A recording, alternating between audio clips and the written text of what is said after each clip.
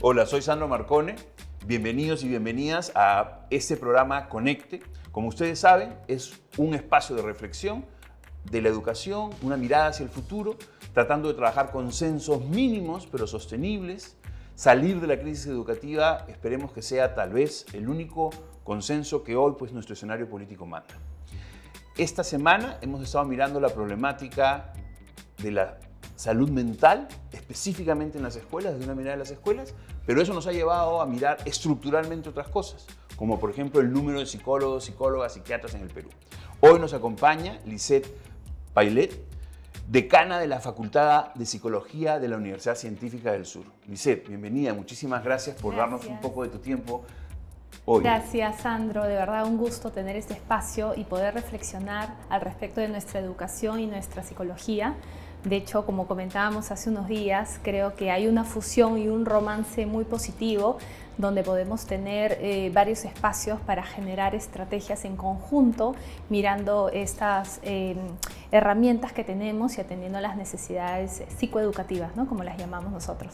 Es claro, de hecho esta entrevista se origina, emotiva por la columna, ¿no?, que se publicó en la versión impresa del diario y por la videocolumna que también ha salido ya publicada.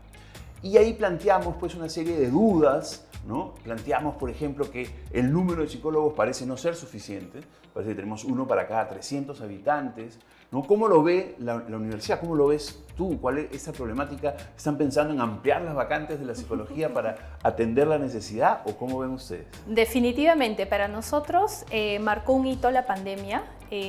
A raíz de lo que sucedió en el 2020 tuvimos que generar más estrategias educativas en la educación superior debido a que nosotros ya teníamos una posición en el país donde nosotros nos decíamos, ok, todos quieren estudiar ahora psicología, queremos mejorar el mundo a través de nuestras estrategias de psicoeducación, de intervención, de promoción, de prevención de la salud mental, pero necesitamos más recursos, ¿no?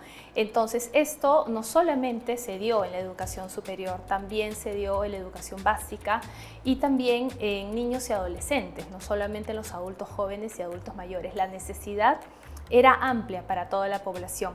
Antes de pandemia no teníamos como tal un lugar reservado en comités o en instituciones o en organizaciones donde confiaban en la voz de un psicólogo, donde confiaban en que nosotros podríamos ser unos líderes transformacionales, como así los llamo a mis futuros psicólogos y estudiantes de la carrera de psicología, porque nosotros creemos que hay una realidad detrás de la educación que tenemos también que seguir mejorando de la mano, ¿no?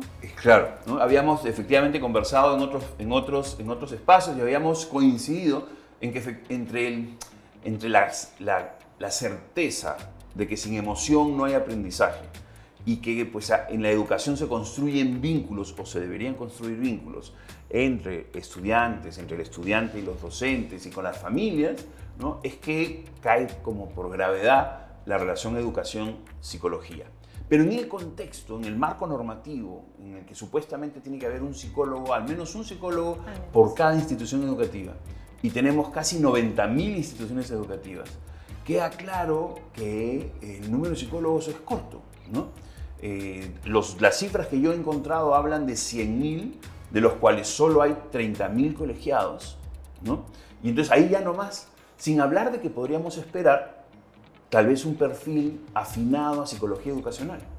Claro, efectivamente. Tú hablas de un porcentaje de colegiados, pero no hablamos de los colegiados que solamente son psicólogos educativos, lo cual hace que la brecha suba en temas de necesidades, pero los recursos bajen, ¿no es cierto? Entonces, efectivamente, nosotros vamos a las instituciones y no vemos un departamento de psicología, como normalmente debería ser.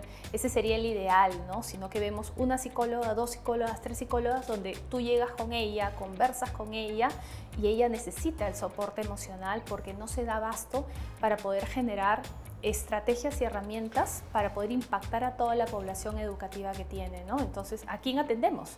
A la población, a la parte administrativa o al psicólogo, que se ve totalmente desfasado y con poca innovación porque no se da abasto para llevar capacitaciones como debería ser. Es claro, ¿no? En el imaginario uno puede pensar, una madre de familia o un padre de familia puede pensar, qué bueno que existe un psicólogo para que atienda, ¿no? Pero claro, la primera tarea del psicólogo en una escuela es trabajar con los docentes, ¿no? Porque no, el escenario en donde va a haber pues una consulta uno a uno para todos los estudiantes es fuerte, ¿no? Exacto. El one-to-one, como decimos acá en psicología, es necesario. Sin embargo, hay estrategias desde la mirada líder transformacional, como nosotros implementamos en Científica, donde el psicólogo ya genera gestión educativa, ya genera una gestión de oportunidades para poder impactar a, como yo siempre pongo en mis hashtags en LinkedIn, psicología para todos, ¿no? Claro. Nosotros veíamos a una psicología luego de la Segunda Guerra Mundial aproximadamente muy cercana a la medicina, ¿no? De hecho, siempre decimos que somos primos hermanos de la medicina porque así nos veía toda la población mundial, ¿no? Claro. Muy psicólogos clínicos, muy solamente trastornos de salud mental, muy atendiendo solamente al déficit. Hoy los psicólogos tenemos otra postura y a mí me gustaría darlo a conocer porque ahora atendemos en temas de psicoeducación, atendemos en una comunicación psicológica positiva, atendemos a todos por igual porque claro, no solamente hay una psicoterapia que realizar, sino también hay una intervención en temas de entrenamiento emocional a las escuelas, por ejemplo. Así es, ¿no? Porque digamos, hay una estigmatización en que pues, el psicólogo solo debe entrar a curar, ¿no es cierto? O solo... Muy asistencial. Muy asistencial, ¿no es cierto? Y hay un tema de prevención, como tú dices, de capacidades socioemocionales. Y en el contexto del post-COVID, eso además cobra especial atención. De hecho, a raíz, yo no puedo decir que a raíz de la columna en absoluto, ¿no es cierto? Pero cruzó por Twitter Jaime Saavedra, ex ministro de Educación, que escribía desde su posición del Banco Mundial ahora una preocupación del Banco Mundial en relación a la inversión en la salud mental en América Latina.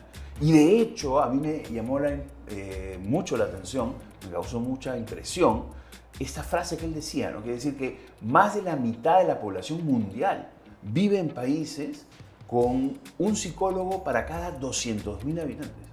Eso es, claro, es mucho más crítico y mucho más grave que lo que está pasando en el Perú, que existe un déficit, pero que pareciera que en otros países es mucho más grande. Sí, y eso tiene una sola respuesta. Nosotros hemos venido solamente curando, como tú dices, y solamente interviniendo de una manera donde ya todo estaba en llamas. Pero nosotros los psicólogos ahora tenemos otra mirada más disruptiva en la gestión que hacemos y venimos para atrás. Es decir, hacemos prevención en la salud mental, pero hacemos promoción de la salud emocional.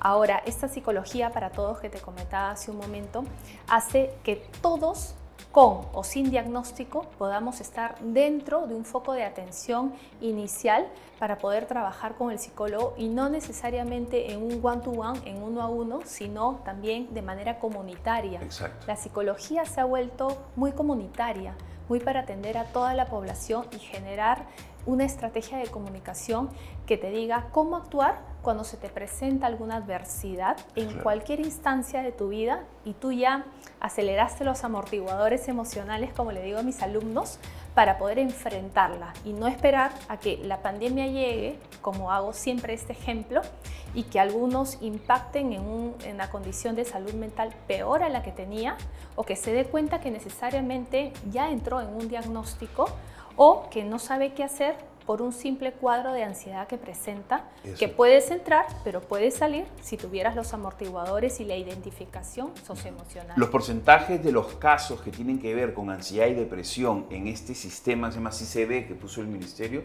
están creciendo. Las denuncias, además, de comportamiento, de clima escolar, que tienen obviamente que ver una cosa con la otra, también están creciendo. Pero justo en ese contexto es que aparece esta noticia sobre que, por ejemplo, el Colegio de Psicólogos de Lima estaba evaluando no colegiar a profesionales de la salud mental que vengan de programas 100% virtuales, ¿no? En un mundo en donde la tecnología es una herramienta para solucionar cosas y resolver problemas, esto a primera vista a mí me llamó la atención. Podría ser un contrasentido. ¿Cómo lo ves tú? Sí, justo hace algunas pocas horas estuvimos en una mesa de trabajo en el Colegio de Psicólogos. De hecho, casi siempre nos sentamos para poder evaluar nuestros planes de mejora y también poner sobre la mesa como este tipo de temas de qué pasa con la virtualidad, si es que ha venido a quedarse o simplemente pasó por nuestro país y Claro. se va a ir, ¿no? Porque eso es un poco lo que tenemos las universidades, ¿no? Que brindamos este tipo de servicios tanto virtual y presencial. Ahora, ambas partes son positivas para el estudiante. Es decir, no hay que mirar tanto la calidad de la virtualidad o la presencialidad, sino la calidad académica que tú ofreces adaptando tus recursos y metodologías de enseñanza para esos dos grandes campos, ¿no? Entonces nosotros, por ejemplo, en la carrera lo que hemos identificado es que obviamente la teoría sí se podría dar de manera virtual, acuñando a una muy buena capacitación de nuestros docentes Claro. y que nuestros estudiantes obviamente se adapten a la tecnología como debería ser en estas épocas, O sea, ¿no? hay que trabajar también en favor de la calidad, ¿no es cierto? Es decir, el problema no está asociado a que sea virtual o no sea virtual, a que sea a distancia, remoto, ¿no? O no, sino está Exacto. asociado a que si tiene que ser a distancia, ¿no? ¿Qué porcentaje puede ser de manera no presencial y qué calidad le vas a dar a esa formación? Entonces, la preocupación del colegio va más por el lado de la calidad del servicio. Exacto. Pareciera una Totalmente. cosa arbitraria en principio, cuando suena por primera vez. Sí, sí, sí, justo conversábamos que ellos tenían muchas observaciones en el tema de la calidad académica y pusimos también en tela de juicio y en una discusión muy certera que obviamente la calidad tiene que adaptarse, no va a ser la misma y la tradicional que nosotros en pregrado estuvimos llevándola, sino que se tiene que adaptar a las nuevas tecnologías, tanto nuestras plataformas, nuestros estudiantes, como también nuestros docentes. Claro. Es decir, esta triada importante de trabajo de campo dentro de la educación superior para poder tener más profesionales con una calidad aceptada y que estos puedan impactar de manera positiva a la parte educativa, es necesario la capacitación de todas maneras, así la calidad académica no va a impactar, ¿no? Es valioso lo que has planteado, ¿no? Porque yo creo que de alguna manera la revalorización del profesional de la salud mental es necesaria. La pandemia además nos ha dejado en ese escenario. Además, existen pues algunos tratamientos y algunos pseudo profesionales, ¿no es cierto?, que apuntan a resolver cosas que en realidad no van a estar capacitados para resolver. Es pues un privilegio tener en la escuela de sus hijos, las familias, ¿no? Deberían sentirse en un privilegio tener un departamento psicopedagógico bien armado. Sí, exacto, con profesionales que obviamente vienen capacitados y de universidades que presenten la calidad académica como debería ser, ¿no? Y eso es lo que siempre nos preguntan a veces los padres de familia que nosotros conversamos o están interesados en que estudien la carrera con nosotros. Nosotros tenemos ciertos mecanismos que no solamente existen una malla curricular, sino que complementamos también la formación de nuestros psicólogos, impactándolos con competencias TICS, ¿no? Para que justamente estén en el campo retador, en el campo necesario y en el campo bajo esa mirada, en nuestro caso, del impacto de la telepsicología, ¿no? Claro. Donde puedes moverte en todos ellos, ¿no? Interesante, ¿no? Porque la telepsicología, digamos, adivino por el término, que tiene que ver con justamente psicología no en presencialidad física, ¿no es cierto? Digamos, remota. Exacto. Ese es un elemento que desde la perspectiva de ustedes, de tu perspectiva, funciona. O ahí está, porque a veces hay esta idea de que si no estás cara a cara no puedes hacer nada, ¿no? Claro, antes de pandemia te iba a responder que no, porque no habían evidencias como tal, pero luego de pandemia nosotros tuvimos e implementamos en la carrera, por ejemplo, impactando estos diferenciales, donde nuestros estudiantes, por ejemplo, tenían estas competencias aplicando las TICs en sus atenciones. De hecho, tenemos todo un proyecto que se llama Paciente Simulado, donde los cursos de psicología clínica pueden tomar las riendas a través de las pantallas o de otras tecnologías también, ¿no? Y esto llevado a la educación, ¿para qué? Para poder llegar a más personas, ¿no? Es claro, para ¿no? todos. No vamos a retener, por más que existe una ley, amigos, amigas, no se va a resolver el problema de la salud mental, y no solamente la salud mental, de la prevención, ¿no es cierto? Digamos, porque la atención es un escenario, como bien nos decía Lisette, pero además de eso queremos prevenir y construir un andamiaje para que en los colegios, especialmente en los públicos, ¿no?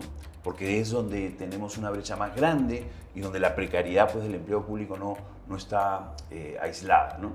Cerrando el programa, cerrando la entrevista, agradecerte muchísimo por tu tiempo, ¿no? Creo que nos has dado algunos apuntes importantes. Me parece interesante, muy interesante esto de la calidad de los programas de educación a distancia, que no es una reacción per se contra lo que sea a distancia, sino más bien con la búsqueda de la calidad. ¿No es Exacto, cierto? Adaptación y gestora de oportunidades, básicamente. Así ¿no? es. No solamente para la educación, sino para la vida de nuestros estudiantes y profesionales. Exactamente. Muchísimas gracias una vez más con ustedes, amigos. Esto es hasta la próxima semana. Muchas gracias por vernos en este espacio de Conecte.